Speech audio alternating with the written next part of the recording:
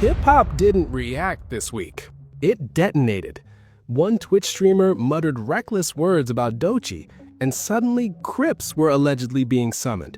Industry titans were threatening violence, and the entire rap world turned into a digital war zone. This wasn't defense. This was cultural nuclear warfare. For years, Black women in rap have been dragged, doubted, smeared, and emotionally gutted in public. Megan, Cardi, Lotto, Nicki, silence. Crickets, shrugs. But when Doechii was targeted, men in hip-hop lost their minds. Jason Martin erupted. Glasses Malone threatened street enforcement. Joe Budden poured gasoline on the fire. So the question isn't, why are they defending her? The question is, why now? Because the receipts are brutal. And once you see the pattern, you can't unsee it. This story isn't about protection. It's about power. And the truth that just got exposed is going to shake everything you thought you knew about hip-hop's so-called solidarity. Let's get into the receipts, because what happened on January 6, 2026 wasn't just drama. It was a coordinated cultural eruption. Adin Ross, a white Twitch streamer with a history of reckless commentary, made disrespectful remarks about Doechii during a live stream. Now, Adin's known for pushing boundaries. He's had beef with everyone from streamers to rappers to athletes. But this time, he crossed a line that triggered an industry-wide meltdown. Jason Martin, TDE affiliate, respected West Coast voice, didn't hold back. On January 6th, he posted, "Adin Ross disrespecting Doechii stops in 2026. He labeled Ross an outsider to the culture who dared to speak aggressively toward a Black woman. And that was the spark. But Jason Martin was just the beginning. Glasses Malone, veteran LA rapper, respected street figure, took it to another level.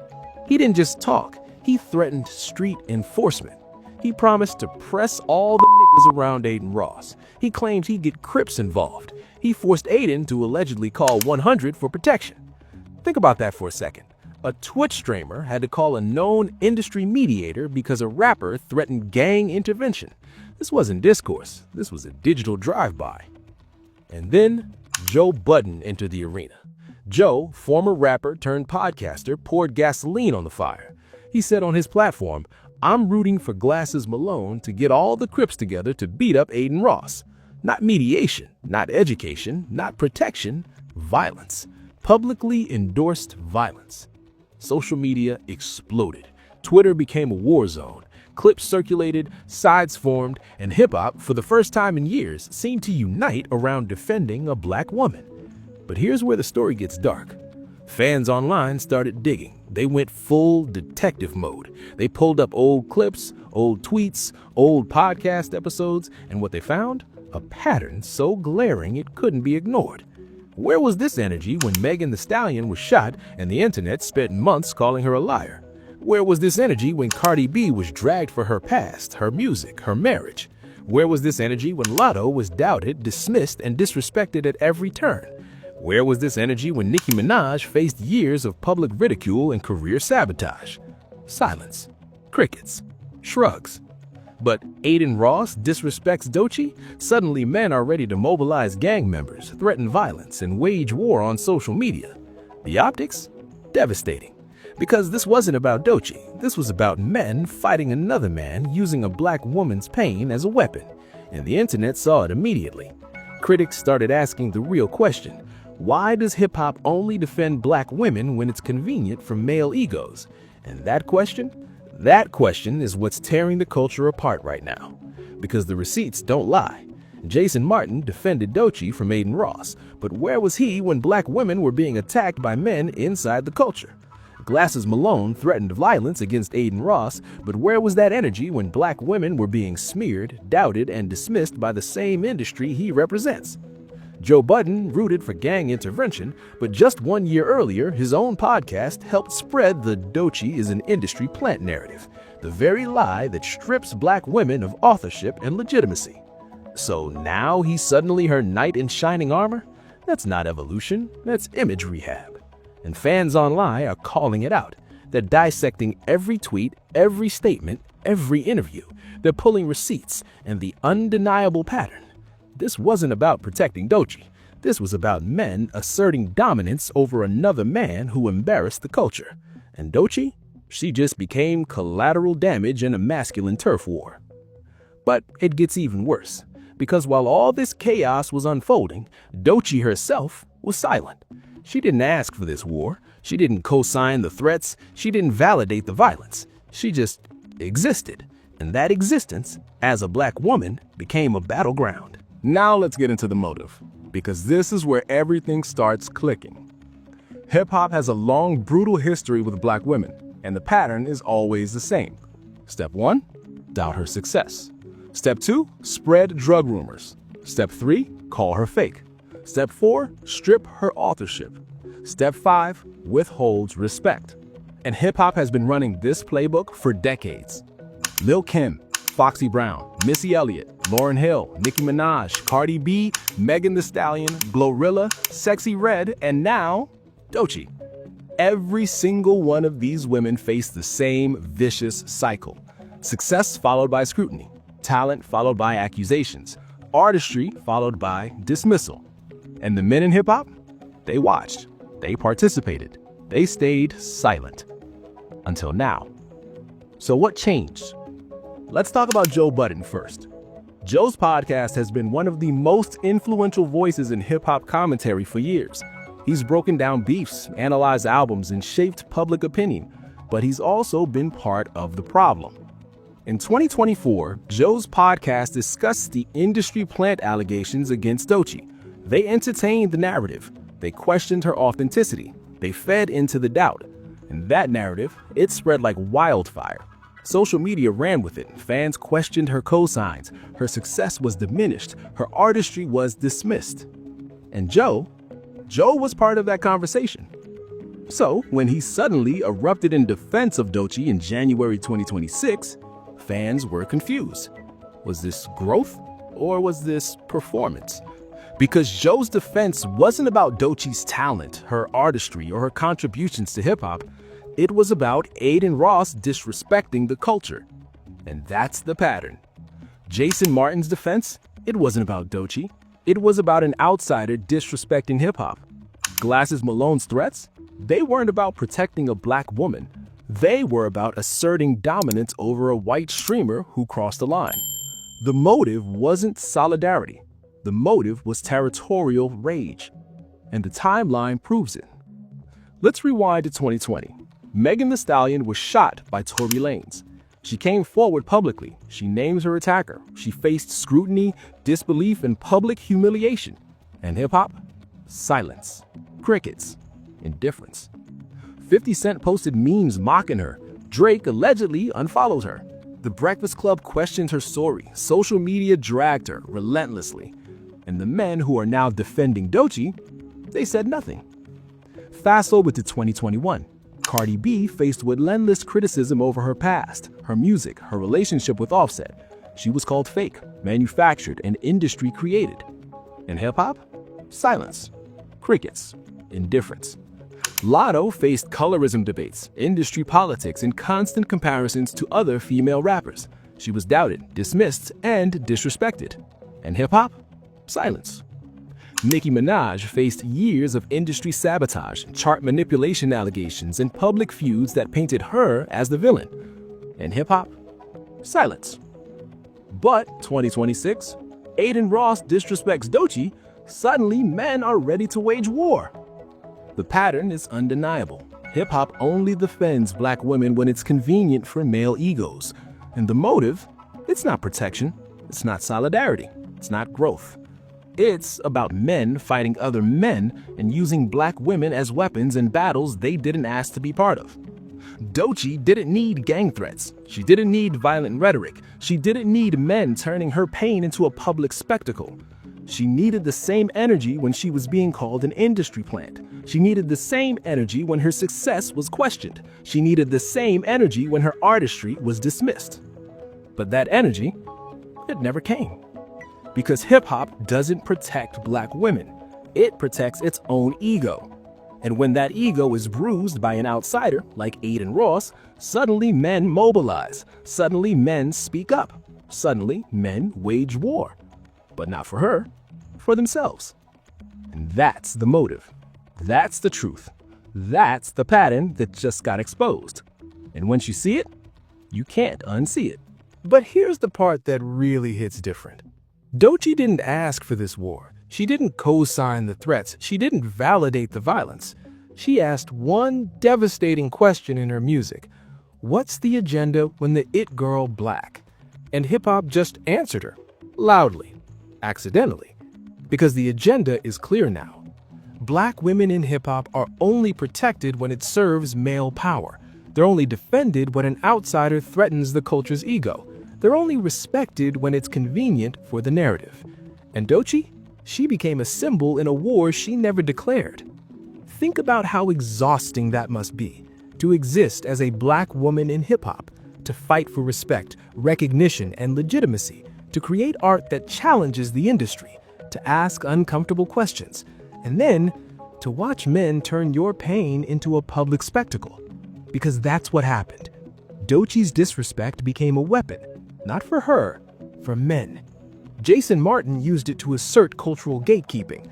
Glasses Malone used it to threaten street enforcement. Joe Budden used it to generate engagement.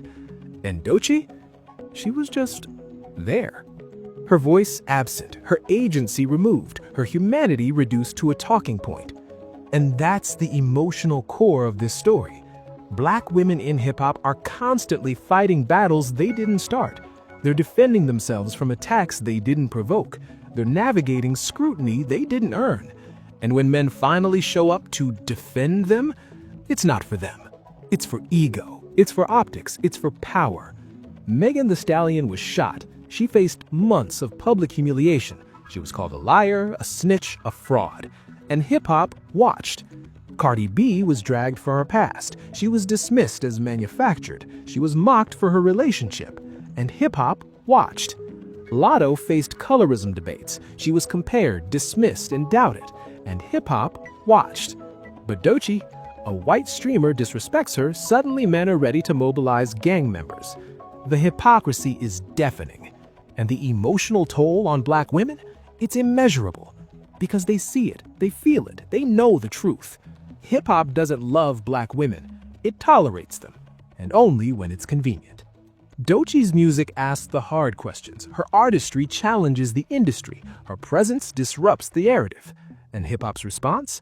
Turn her into a collateral damage in a masculine turf war. That's not protection, that's exploitation. And the emotional weight of that realization, it's breaking the culture apart. Now let's dive deeper into the receipts. Because the evidence against this so-called solidarity, it's overwhelming. Cultural critics immediately ripped the mask off. CBC Arts published an article titled, "Where Was This Energy Before?" The piece dissected hip-hop's selective outrage. It highlighted the years of silence when black women were attacked, smeared, and dismissed by men inside the culture. It questioned why Adin Ross, a white streamer with no real power in hip-hop, triggered more outrage than the years of misogyny from industry insiders. And the answer? It's uncomfortable. Elle Jones, renowned cultural critic and scholar, wrote a devastating analysis. She argued that men are using black women's victimization as weapons in battles between men, not protection, weaponization. She pointed out that the Doechii situation wasn't about defending her humanity. It was about men asserting dominance over another man who embarrassed the culture. And the evidence supports that claim. Every defense of Doechii mentioned Adin Ross. Every threat centered around Adin Ross. Every statement focused on Adin Ross. Doechii herself, she was barely mentioned. Her artistry, ignored. Her contributions to hip-hop, overlooked. Her voice in the situation, absent. Because this was never about her. Jay Smooth, legendary cultural commentator, added another layer. He argued that hip-hop has spent years feeding audiences the same content that trained people like Adin Ross to disrespect black women in the first place. Think about that. For decades, hip-hop has glorified misogyny. It's promoted violence against women. It's normalized disrespect, objectification, and dehumanization. Lyrics degrading black women? Celebrated. Music videos objectifying black women? Monetized. public feuds diminishing black women? Amplified. And now, hip-hop is angry that an outsider absorbed those same values and reflected them back. The monster they're attacking? They helped create it. And fans online are connecting the dots. They're pulling up old lyrics from rappers who are now defending Doechii. They're highlighting the hypocrisy. They're exposing the contradiction. Jason Martin defended Doechii from Adin Ross, but his own discography includes lyrics that objectify and diminish black women. Glasses Lalone threatened violence against Adin Ross, but his music has perpetuated the same disrespect he's now condemning. Joe Budden rooted for gang intervention, but his podcast has spent years dissecting, criticizing, and doubting black women in hip-hop.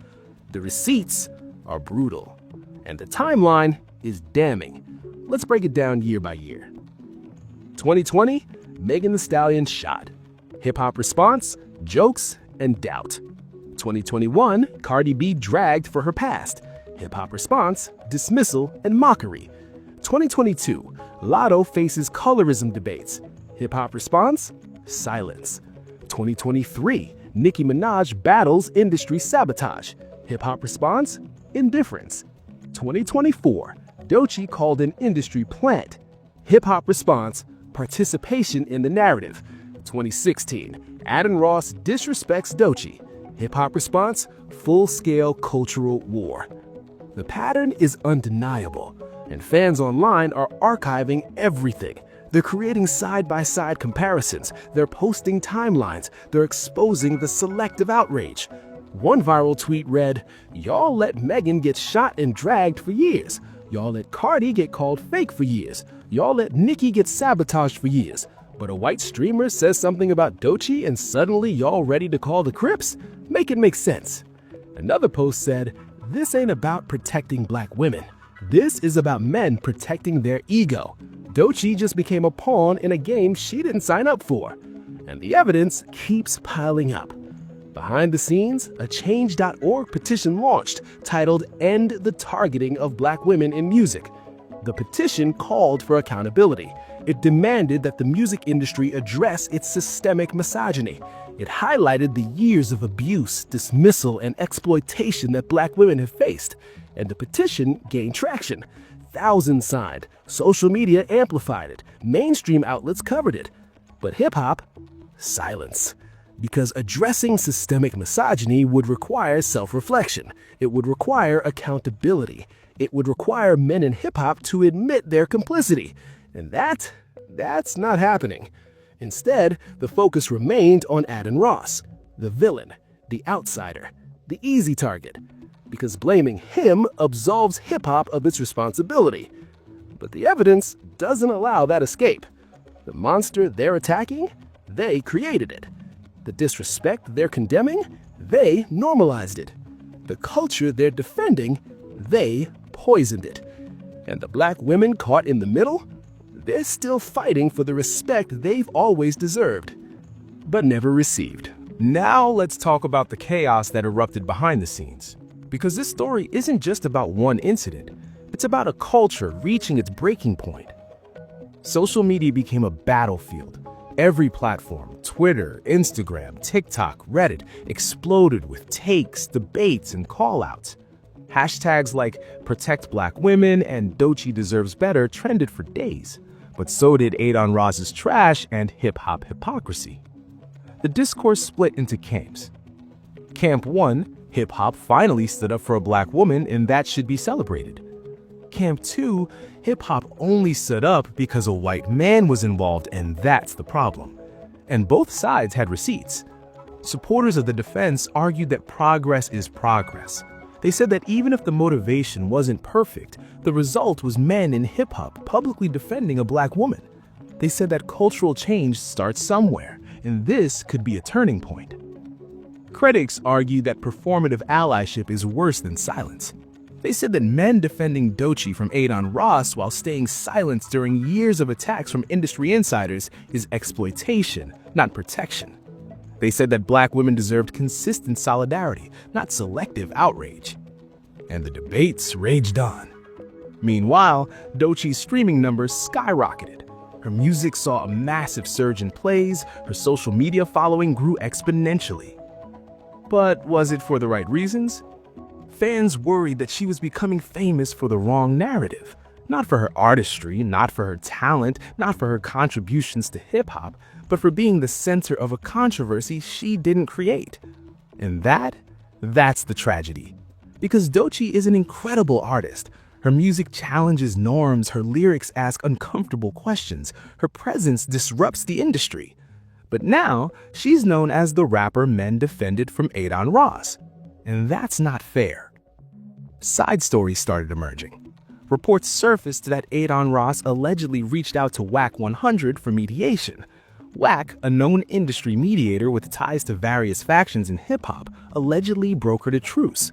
But the details remained murky. Some sources claimed Adon apologized privately, others said he doubled down publicly. And hip-hop, it moved on to the next controversy, because that's what always happens. Black women are defended in the moment, and then forgotten. Their pain becomes a trending topic and then evaporates. Their artistry is overshadowed by drama and then dismissed. And the cycle continues.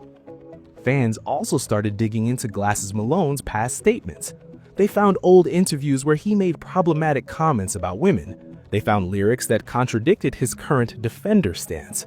And the hypocrisy became even more glaring. Jason Martin faced similar scrutiny. Old tweets resurfaced, old lyrics were analyzed, old interviews were dissected, and the narrative shifted.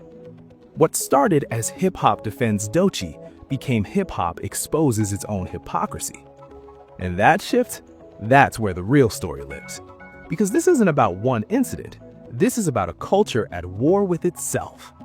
Hip-hop claims to love black women, but it refuses to protect them consistently.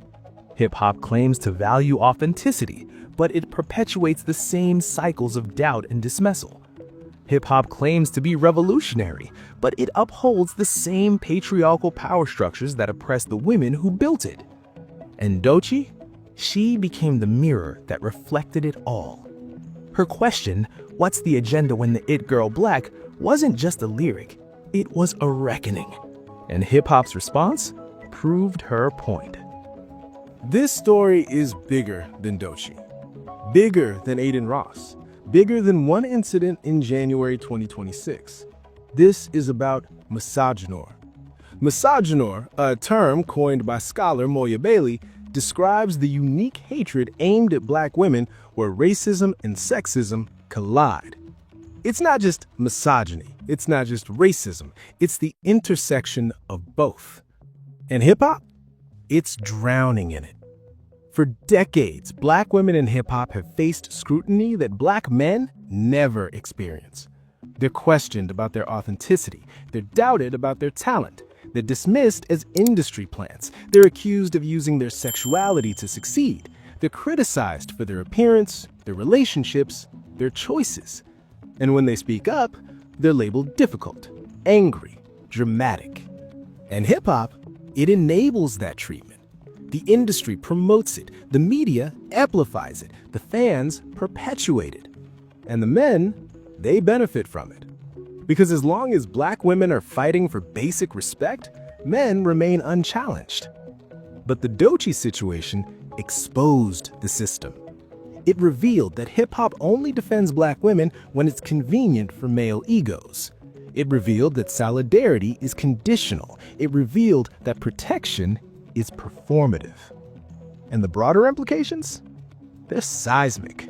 Because if hip-hop can't consistently protect the women who built it, what does that say about the culture?